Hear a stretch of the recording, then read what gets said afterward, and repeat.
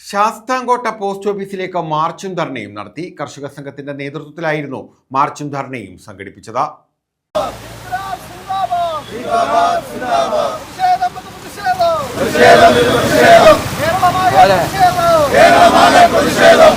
രാസവള വില വർധനവിൽ പ്രതിഷേധിച്ചാണ് ശാസ്താംകോട്ട പോസ്റ്റ് ഓഫീസിലേക്ക് മാർച്ചും ധർണയും സംഘടിപ്പിച്ചത്.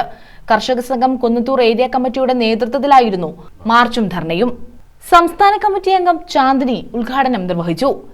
ഇന്ന് ഇവിടെ നടക്കുന്ന സമരം എന്ന് പറയുന്നത് കേന്ദ്ര സർക്കാരിനെതിരെ കർഷക സംഘം സംസ്ഥാന കമ്മിറ്റിയുടെ നിർദ്ദേശമനുസരിച്ച് എല്ലാ ഏരിയ കേന്ദ്രങ്ങളിലും നടത്തുന്ന കേന്ദ്ര ഗവൺമെൻറ് ഓഫീസുകൾക്ക് മുന്നിലേക്കും നടത്തുന്ന സമരത്തിൻ്റെ ഭാഗമാണ്.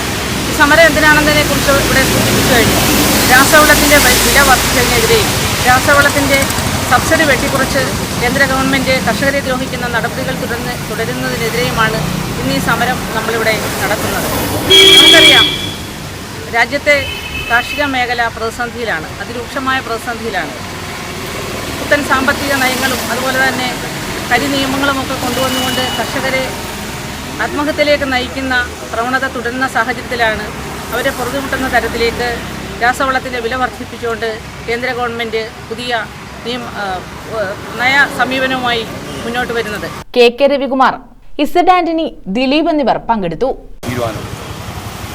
കഴിഞ്ഞ 2 വർഷക്കാലങ്ങൾ പരിശോധിച്ചു കഴിഞ്ഞാൽ ഈ 2 വർഷക്കാലം കൊണ്ട് ഏതാണ്ട് 84,000 കോടി രൂപയാണ് രാസവളത്തിൻ്റെ സബ്സിഡി ഇനത്തിൽ കേന്ദ്ര സർക്കാർ വെട്ടിക്കുന്നത്.